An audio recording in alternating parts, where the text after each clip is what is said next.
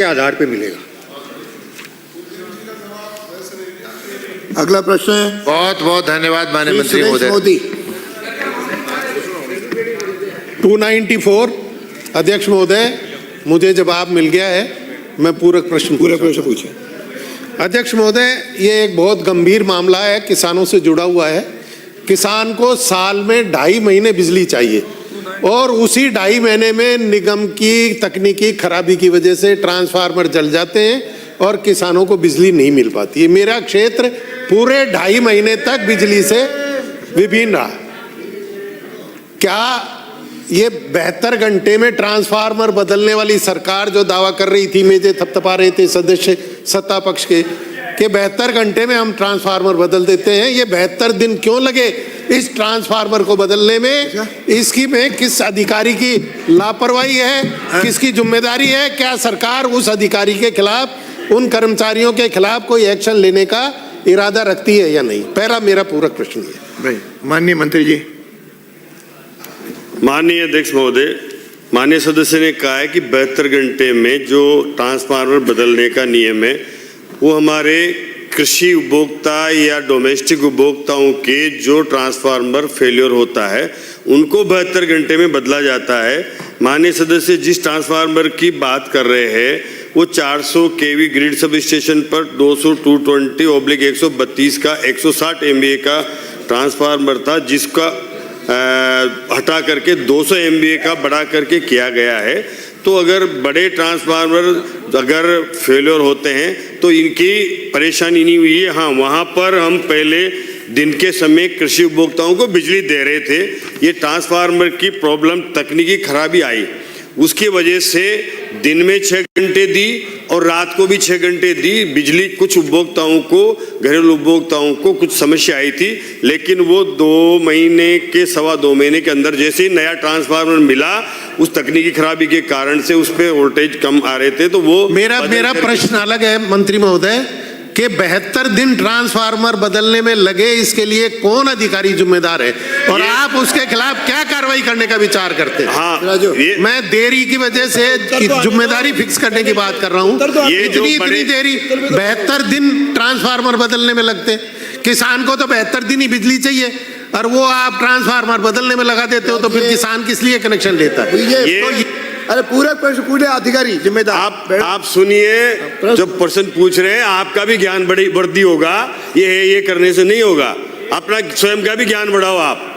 ये 72 घंटे का जो नियम है कृषि या डोमेस्टिक कनेक्शन का, ना कि कोई किसी प्रसारण तंत्र के फेलियर होने पर उसका नियम नहीं है ये, इसलिए अपनी ज्ञान भी वृद्धि भी करो आप। तो बिना नियम बदल, जब भी माननीय नेता प्रतिपक्ष, जब बड़ा ट्रांसफार्मर फेल होता है इनको मिलने में भी समय लगता है, इनकी टाइमिंग भी देरी से होती है और उसके वजह से इनमें देर लगती है। फिर भी हमने ये दूसरी जगह के ट्रांसफार्मर को डाइवर्ट करके इनके यहाँ पर 200 MVA का ट्रांसफार्मर दिया है, इसमें समय लगता है और बड़ा ट्रांसफार्मर का बता दो, आपके लीडर को दे रहे और आपके लीडर को दे रखा है। ये छोटा ट्रांसफार्मर नहीं है, ये प्रसारण तंत्र का बड़ा ट्रांसफार्मर है, जिसको बढ़ा करके उसकी क्षमता बढ़ाइए। 160 MVA का था, 200 का लगाया है वहां पे, उसके लिए नया ट्रांसफार्मर भी बनता है, सिविल वर्क भी होता है, दूसरे भी काम होते हैं, इसलिए उसमें समय लगा है। और अब वहां पर वर्तमान में कोई समस्या नहीं है। और फिर भी उस टाइम भी कृषि कनेक्शनों को हमने रात को 6 घंटे दिए और दिन में 6 घंटे दिए। अभी दोनों फीडर हम दिन में दे रहे हैं और अभी कोई दिक्कत नहीं है वहां पर, न उपभोक्ताओं को है न कृषि किसानों को है। अगला दूसरा मेरा दूसरा पूछो। दूसरा प्रश्न मेरा ये है कि दोबारा इस तरह देरी नहीं हो, 72 दिन की दोबारा नहीं हो, इसके लिए सरकार क्या व्यवस्था करने का विचार करती है? या तो आप ट्रांसफार्मर स्पेयर में रखो, क्या व्यवस्था करिए, या आप छोटे ट्रांसफार्मर लगाओ। बड़ा क्यों लगाते हो जो आपके काबू के बाहर का काम है? छोटे ट्रांसफार्मर लगा दीजिए, ज्यादा लगा दीजिए आप, जिससे कि इस तरह की अव्यवस्था नहीं हो कि पूरे क्षेत्र की बिजली बंद हो जाए। राजू, छोटे या बड़े ये तो माननीय छोटे बड़े कभी लगते हैं क्या? माननीय सदस्य ने मुझे इस प्रश्न लगने से पहले भी इस ट्रांसफार्मर के बारे में कहा था कि वहाँ ये प्रॉब्लम है। मैंने अधिकारियों को निर्देश दिए थे कि उसको जल्दी भी बदला जाए और उसका डाइवर्ट करके कहीं से भी इस समस्या का समाधान किया जाए। पर इसके प्रश्न लगने के पहले की मैं विवरण बता रहा हूं। तो मैंने प्रश्न संज्ञान लिया था, आप जो ट्रांसफार्मर स्पेयर रखने का या मतलब स्टैंड बाय रखने की बात कर रहे हैं या छोटा लगाने की बात कर रहे हैं, तो ये बड़े 400 केवी का, 220 का, 132 के जो हमारे जीएसएस होते हैं, ये वहाँ की उपलब्ध क्षमता कितना एमबी का लोड है उसके अनुसार होते हैं। तो वहाँ वो लोड के अनुसार उसकी क्षमता 132 होती है। अगर लोड बढ़ गया तो हम 220 का कर देते हैं, एक नहीं तो 2 ट्रांसफार्मर लगा देते हैं और उनकी क्षमता बढ़ाते हैं। ये स्पेयर में नहीं रखे जाते, करोड़ों के ट्रांसफार्मर होते हैं, स्पेयर में रखना संभव नहीं है।